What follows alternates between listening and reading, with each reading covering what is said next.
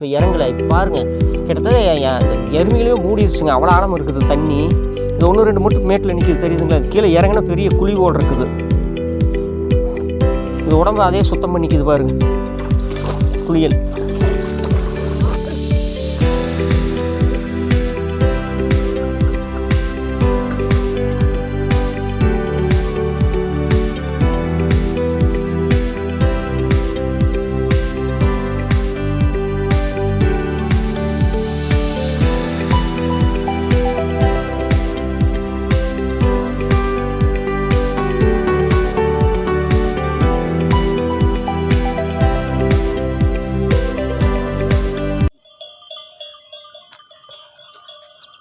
பாருங்கள், பசங்க எல்லாமே வந்து ஸ்கூல் லீவுக்காக மாடு மேய்க்க வந்திருக்காங்க. இந்த எருமை வேறு ஒருத்தருதுங்க, இந்த எருமை. இப்போ நம்ம அந்த அடுத்தது நம்ம அந்த ஆடு மேய்க்கிறவங்ககிட்ட போகலாமா?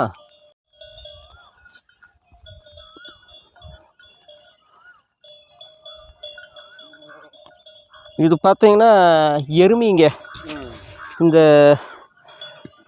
எருமை பார்த்தீங்கன்னா தண்ணி அதிகமாக எங்கே இருக்குதோ அங்கே தாங்க இந்த எருமைகள் அதிகமாக வச்சுருப்பாங்க. இது மாட்டுக்காரர் அங்கே இருக்கிறார், நம்ம அவர்கிட்ட தான் இதை வந்து பேட்டி எடுக்கணும். இது வந்து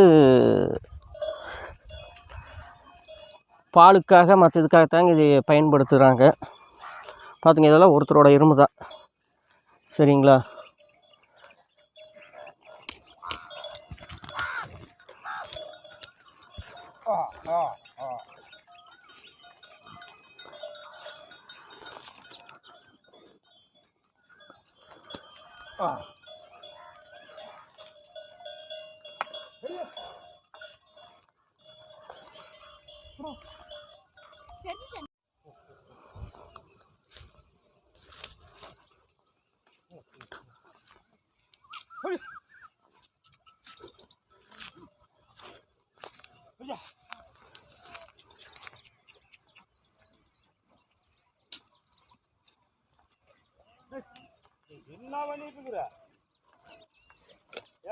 ஓ, ஆடு மாட்டில் போட்டோ எடுத்து என்ன பண்ண போகிறோம்? இதெல்லாம் இந்த எருமைக்கு பேர் என்னங்க? இது டெல்லி எருமை அப்படி இப்படிம்பாங்கல்ல, அது மாதிரி இதுக்கு ஏதாவது பேர் இருக்குதுங்களா? நாட்டு எருமைங்களா?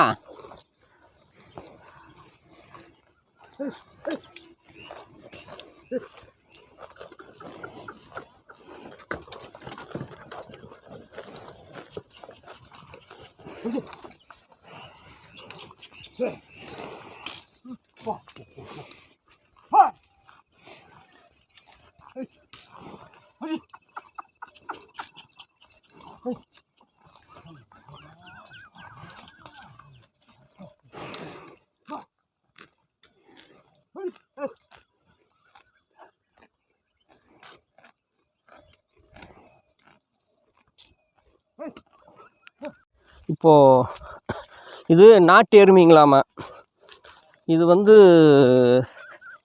அதிகமாக தண்ணி, வயல், வரப்பு, எங்கே தண்ணி அதிகமாக இருக்கிற இடத்துல தாங்க இந்த எருமைகளெல்லாம் வளர்த்த முடியும். தண்ணி இல்லைன்னு சொன்னால் இந்த எருமைகளுக்கு வந்து வளர்த்துறது ரொம்ப கஷ்டம். ஏன்னா இதுக்கு வந்து அதிகமாக வந்து தண்ணி தேவைப்படும். இந்த குளம், குட்டை அங்கெல்லாம் இருந்தால் தாங்க இதுகளெல்லாம் வளர்த்த முடியும். ஏன்னா இது வந்து இவங்ககிட்ட கேட்டப்போ என்ன சொன்னாங்கன்னா, நாட்டு எருமைகளாமா. இந்த டெல்லி எருமைன்னு சொல்லுவாங்க, அது மாதிரி எல்லாம் இது நாட்டு எருமை அப்படிங்கிறாங்க.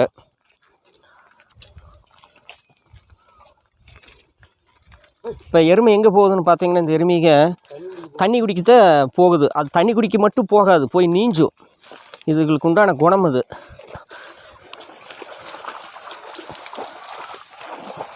பார்த்தீங்களா, நம்ம சொன்னோம்ல, எருமைங்க எப்படி போனாலும் தண்ணிக்குள்ளே போனால் நீஞ்சறக்கு போகும் அப்படின்னு. அதைத்தான் பண்ணுதுங்க இந்த எருமைங்க.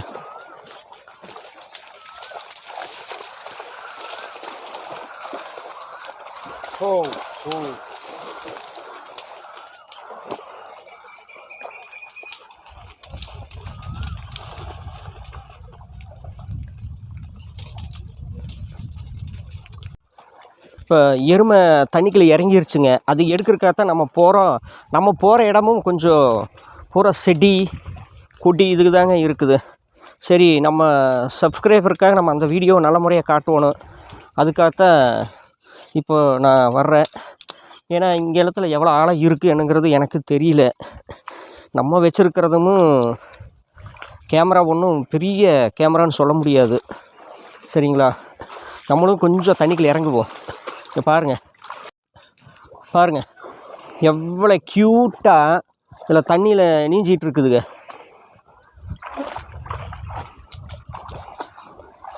செமையாக இருக்குதுங்க. என்ன கேட்டால் நம்மளதும் சேர்ந்தெல்லாம் நினைக்கிறோமே தண்ணியில். உங்களுக்காக தண்ணியில் என்ன எங்கே வேணாலும் இறங்கி எடுப்போம் வீடியோ. இந்த எருமைக்கு பார்த்தீங்கன்னா எவ்வளோ ஆழம் தண்ணியில் தாங்க அது நீச்சல் அடிக்குது. இந்த சின்ன கண் மட்டும்தான் இப்போ இறங்கலை. இப்போ பாருங்கள், கிட்டத்தட்ட அந்த எருமைகளையே மூடிடுச்சுங்க, அவ்வளோ ஆழம் இருக்குது தண்ணி. இது 1-2 மட்டும் மேட்டில் நிற்கிது, தெரியுதுங்களா. கீழே இறங்கினா பெரிய குழி போல் இருக்குது. இது உடம்பு அதே சுத்தம் பண்ணிக்குது பாருங்க, குளியல்.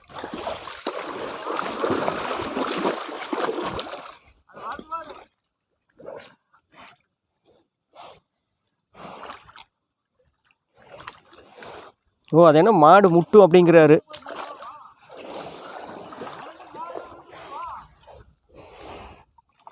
அவர் மாடுக்கு இது மிரண்டு ஒடியாந்துரும் அப்படிங்கிறாருங்க. எதுக்கும் நம்ம கொஞ்சம் தூரமாகவே நின்றுக்குவோம்.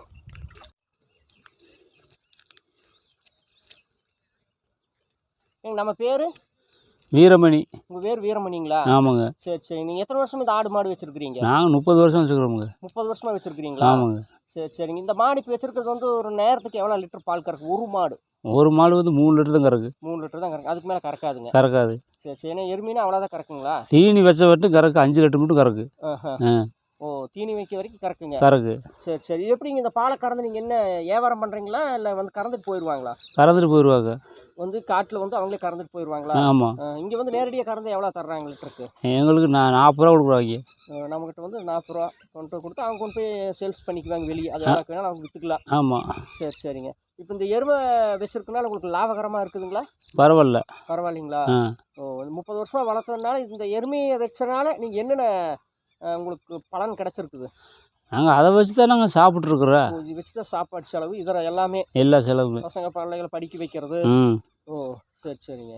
அதுக்கு மொத்தம் இந்த கால்நடை வளர்ப்பு வந்து லாபம் தான். ஆமாம், லாபம் தான். யாருக்கும் ஒரு நட்டம் இல்லை. சரிங்க. இப்போ எத்தனை உங்கள்கிட்ட இருக்குது இந்த மாடு, எருமை மாடு? எங்கள்கிட்ட 15 இருக்குது. இப்போ 15 உருப்படி இருக்குதுங்களா? ஆமாம்.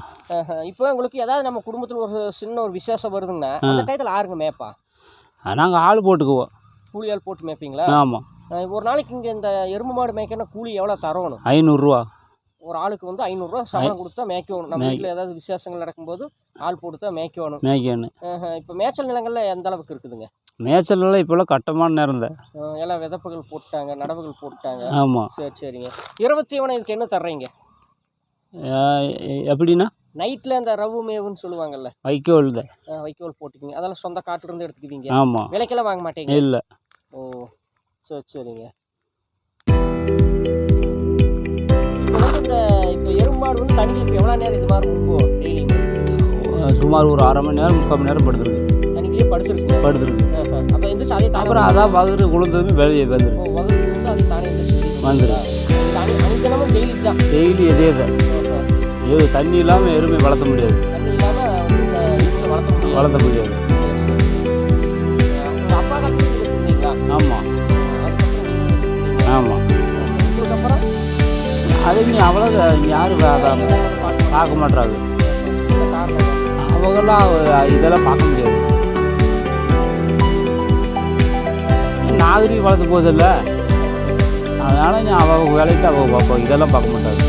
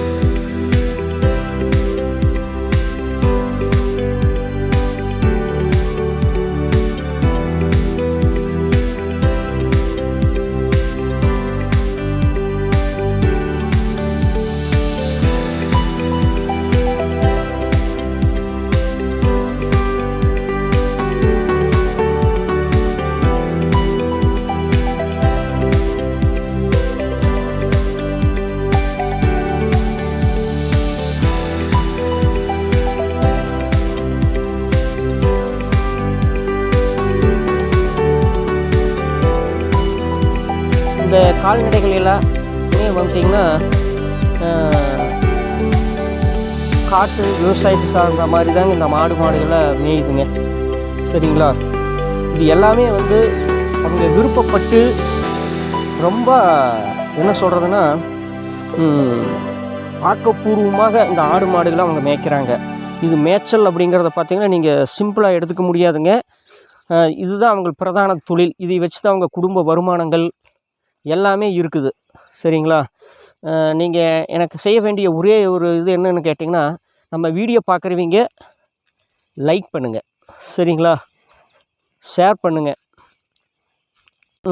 இங்கே வந்து ஒரு அவ்வளோ சீக்கிரம் கால்நடைகள் ஏன் எடுக்கிறக்கு விட மாட்டாங்கன்னு சொன்னால், அவங்களுக்குள்ள ஒரு சில இது இருக்கும். ஃபோட்டோ எடுக்கக்கூடாது, வீடியோ பண்ணக்கூடாது, அது கண் திஷ்டி இது மாதிரியெல்லாம் சொல்லுவாங்க. நம்ம அதை எல்லாமே வந்து நம்ம அவங்க கூட பேசி அதுக்கப்புறம் தான் நம்ம அவங்ககிட்ட வீடியோ பண்ணுறோம். சரிங்களா? யாருமே வந்து நீங்கள் அவ்வளோ சீக்கிரம் என்னடா போனோமே நம்ம பெரிய ஆடுகள் மாடு இதை பற்றியெல்லாம் வீடியோ எடுக்கிறோம் அப்படிங்கிறத மட்டும் நீங்கள் சர்வசாதாரணமாக யாரும் நினைக்க வேண்டாம். நம்ம எடுக்கிற வீடியோ அவங்களுடைய முழு பர்மிஷன் வாங்கித்தாங்க எடுக்கிறோம். அவ்வளோ சீக்கிரம் வந்து நம்ம கால்நடைகளை வந்து நம்ம வீடியோ பண்ண முடியாது. ஏன்னு கேட்டிங்கன்னா பாருங்கள், வெயிலுங்க, தலைமுடியெல்லாம் எப்படி ஆகிருக்குன்னு பாருங்கள். இதெல்லாம் கஷ்டப்பட்டு தான் நாங்கள் வீடியோ எடுக்கிறோம். நீங்கள் நினைக்கிற மாதிரியெல்லாம் போனால் ஒரு ஆடு மாடு மேயுது வீடியோ எடுத்துருவோம் அப்படின்னு தயவு செஞ்சு நீங்கள் யாரும் நினைக்க வேண்டாம். நம்ம எடுக்கக்கூடிய வீடியோவை சப்ஸ்கிரைப் பண்ணுங்கள், ஷேர் பண்ணுங்கள், லைக் பண்ணுங்கள். உங்கள் ஜிவி சரண்.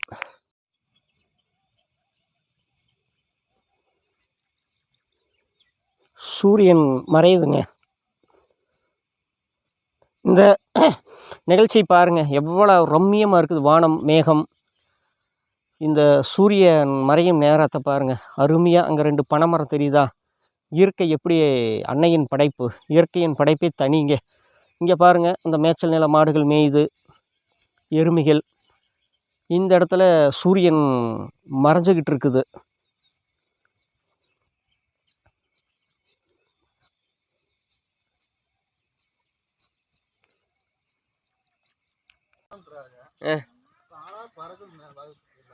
கண்ணுக்குட்டிக்கு மேய்ச்சல் இல்லை, அதனால தான் பால் குடிக்க வரமாட்டேங்குது. ஓ,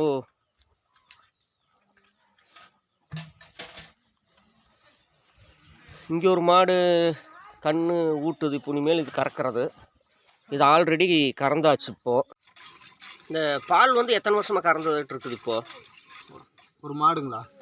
எத்தனை வருஷமாக சின்ன பையன்லேருந்து கறக்குதா பால் கறக்கிறது? நானுங்களா?